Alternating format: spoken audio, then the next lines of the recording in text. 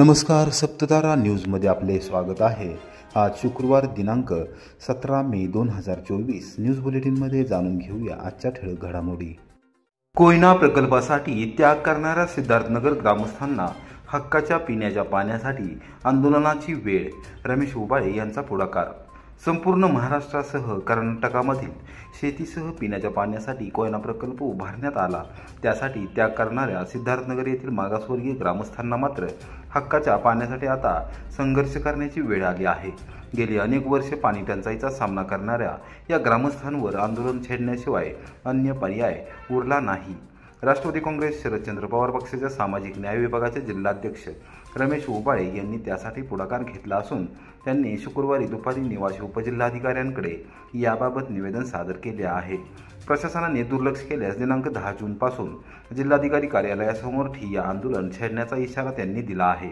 महाराष्ट्राचे नंदनवन करण्यासाठी आणि महाराष्ट्रासह कर्नाटकामधील शेतीच्या पाण्याचा प्रश्न संपुष्टात आणण्यासाठी कोयना प्रकल्पाची उभारणी पाटण तालुक्यात करण्यात आली। त्यामध्ये अनेक गावे विस्थापित झाली। कोरेगाव तालुक्यात संपूर्ण मागासवर्गीय लोकवस्तीचे सिद्धार्थनगर हे गाव पुनर्वसित झाले असून त्याला तीव्र पाणी टंचाई भेडसावत असून प्रशासन जाणीवपूर्वक त्याकडे दुर्लक्ष करत असल्याचे स्पष्ट झाले आहे। गावाच्या जवळून धोंडावा कालवा वाहत आहे, मात्र या कालव्याचे पाणी देखील या ग्रामस्थांना मिळणे मुश्किल झाले आहे। एकूणच प्रशासकीय पातळीवर उदासीनता असल्याने या ग्रामस्थांना आता आंदोलनाशिवाय दुसरा पर्याय उरला नसल्याचे रमेश उबाळे यांनी सांगितले। महसूल यंत्रणांची सर्व आवश्यक कागदपत्रांची पूर्तता करून देखील प्रशासन सिद्धार्थनगरचा पाणी प्रश्न सोडवू शकत नाही, हे मोठे दुर्दैव आहे। जिल्हाधिकारी भीमनगर सारख्या गावाचा प्रश्न स्वतः लक्ष घालून सोडवतात, मात्र सिद्धार्थनगर सारख्या गावाचा प्रश्न तालुका प्रशासनाला सोडवता येत नाही। याबाबत खेद व्यक्त करून रमेश उबाळे यांनी शुक्रवारी दुपारी 2 वाजता सातारच्या जिल्हाधिकारी कार्यालयात जाऊन निवासी उपजिल्हाधिकारी नागेश पाटील यांना निवेदन सादर केले आणि वस्तुस्थिती निदर्शनास आणून दिली। प्रशासनाने या विषयाकडे लक्ष न दिल्यास दिनांक 10 जून पासून जिल्हाधिकारी कार्यालयासमोर ठिय्या आंदोलन छेडण्याचा इशारा त्यांनी दिला आहे। आज मौजे सिद्धार्थनगर तालुका कोरेगाव जिल्हा सातारा येथील मागासवर्गीय समाजातील माझ्या बांधवांना पाणी मिळत नाही, त्यांना पाण्यापासून वंचित ठेवलं जाते। यासाठी माननीय जिल्हाधिकारी, तहसीलदार, प्रांत, बीडीओ या सर्वांना आम्ही आज निवेदन दिलेलं आहे। नगरपासून कॅनल गेला पण गावापर्यंत पोहोचू शकला नाही। फक्त मागासवर्गीय समाजाची लोक आहेत म्हणून तिथपर्यंत कॅनल गेला नाही का, हा माझा प्रश्न आहे। दुसरा प्रश्न असा आहे की जुनी विहीर आहे, जुनी विहिरीत पाणी नाही, हा प्रश्न कायमचा आहे। हा प्रश्न आता उन्हाळा आहे आणि पाणी कमी आहे म्हणून नाही, हा त्यांचा दररोजचा प्रश्न आहे पाण्याचा।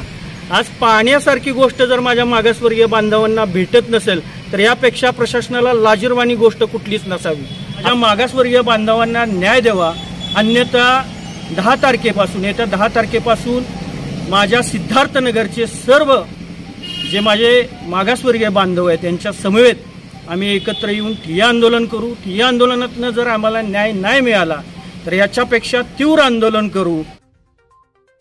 पंढरपूरच्या विठ्ठल रुक्मिणी देवस्थानच्या विश्वस्तांची पुसेगाव येथे भेट, श्री सेवागिरी महाराजांच्या संजीवन समाधीचे घेतले दर्शन।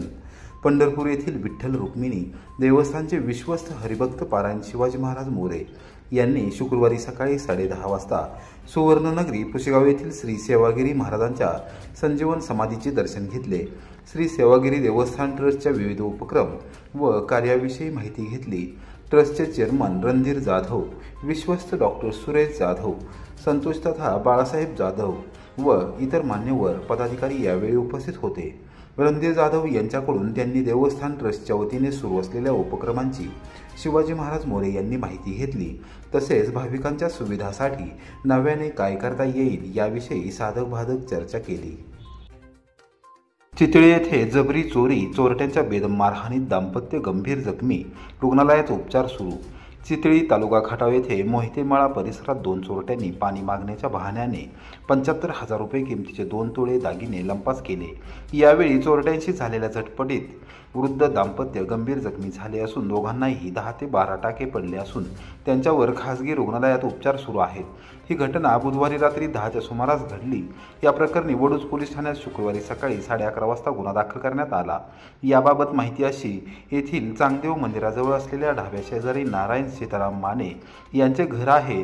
नारायण व त्यांची पत्नी राधा असे दोघेच राहतात। रात्री 10च्या सुमारास त्यांच्या घराचा दरवाजा वाजल्याने राधाबाई नारायण माने यांनी दरवाजा उघडला। दाराबाहेर असलेल्या दोघांपैकी एकाने पाणी मागितले। ते पाणी घेऊन बाहेर आल्या असताना एकाने त्यांच्या गळ्यातील मंगळसूत्र व कानातील दागिने हिसकावले। त्या आरडाओरडा करत असताना एकाने त्यांच्या डोक्यात धारदार शस्त्राने वार केला। आरडाओरडा ऐकून राधाबाई यांचे पती नारायण माने हे देखील बाहेर येऊन चोरट्यांची झटापट करू लागले। मात्र चोरट्यांनी त्यांच्यावरही हल्ला करून घटनास्थळावरून पळ काढला। घटनास्थळी पोलीस निरीक्षक घनश्याम सोनवणे यांनी भेट दिली। तसेच गंभीर जखमी असलेल्या माने दाम्पत्याची रुग्णालयात जाऊन चौकशी केली। याबाबत वडूज पोलीस ठाण्यात नोंद झाली असून अधिक तपास सुरू आहे। पाऊस, सोसाट्याचा वारा आणि विजा यामुळे मान तालुक्यात एक युवक जागीच ठार झाला तर अनेकांच्या घरावरील पत्रे उडाल्याची दुर्दैवी घटना गुरुवारी सायंकाळी 5 वाजण्याच्या सुमारास घडली। शुक्रवारी सकाळी 10 वाजल्यापासून महसूल विभागाने पंचनामे करण्यास सुरुवात केली आहे। मान तालुक्याच्या विविध भागात वादळी वारा आणि अवकाळी पावसाने हजेरी लावली। यामध्ये ठिकठिकाणी मोठ्या प्रमाणात नुकसान झाले। मरगळवाडी येथील जगन्नाथ माकू मरगळे वय 16 याचा वीज पडून मृत्यू झाला। मरगळवाडी येथील कारंडे वस्ती नावाच्या जेसीबीच्या साह्याने एका शेतात काम सुरू होतं। त्या ठिकाणी जगन्नाथ माकू मरगळे याची आई कामानिमित्त गेलेली असताना तो त्या ठिकाणी आईच्या सोबत गेला होता। सायंकाळी आपल्या घराकडे येत असताना वीज त्याच्या अंगावर कोसळली आणि त्याचवेळी त्याचा जागीच मृत्यू झाला। जगन्नाथ हा 9वी पास होऊन इयत्ता 10वीमध्ये प्रवेश घेतलेला तो शिक्षणानिमित्त बाहेरगावी असतो।